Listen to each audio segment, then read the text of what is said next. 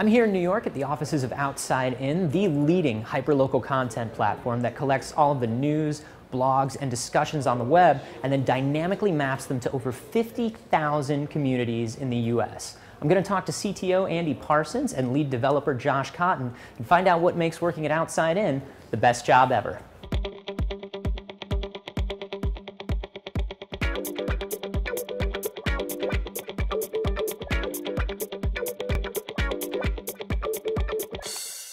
Andy, thanks so much for being here with us today. My pleasure. Tell us a little bit about Outside In and how it works.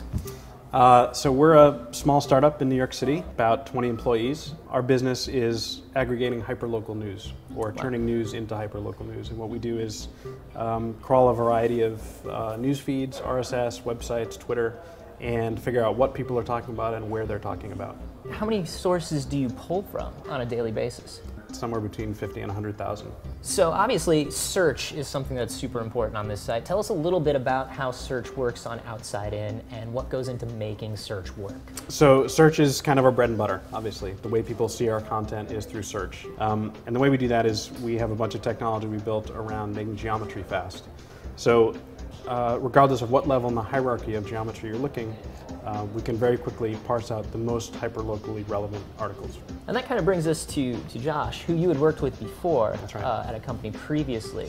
Josh, can you tell us a little bit about what you do at Outside In from day to day?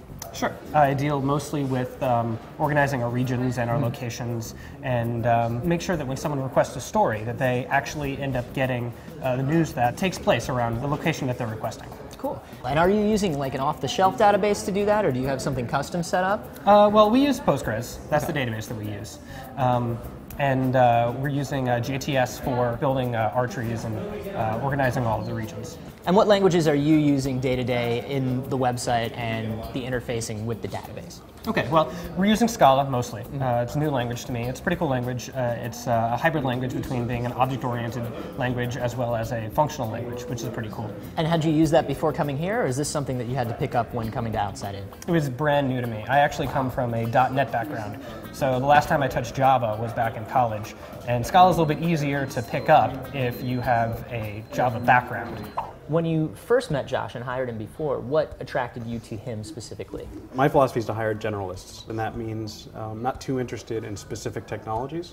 Of course, we have our core set of technologies and languages, but I'm more interested in finding somebody who can learn fast and adapt in a fast-changing environment. Has Josh ever done something where he just kind of like saved the day at the last moment, or has he done something that's really stood out as a developer? So at our last company where we worked together, we had a somewhat catastrophic database crash. And one of these nightmares where multiple devices failed nearly simultaneously. One of those things that never happens, right? It's that never should supposed to happen. happen. The odds right? are against it. We had to reverse engineer a logging database to try to reassociate users with their photos and rebuild their sites.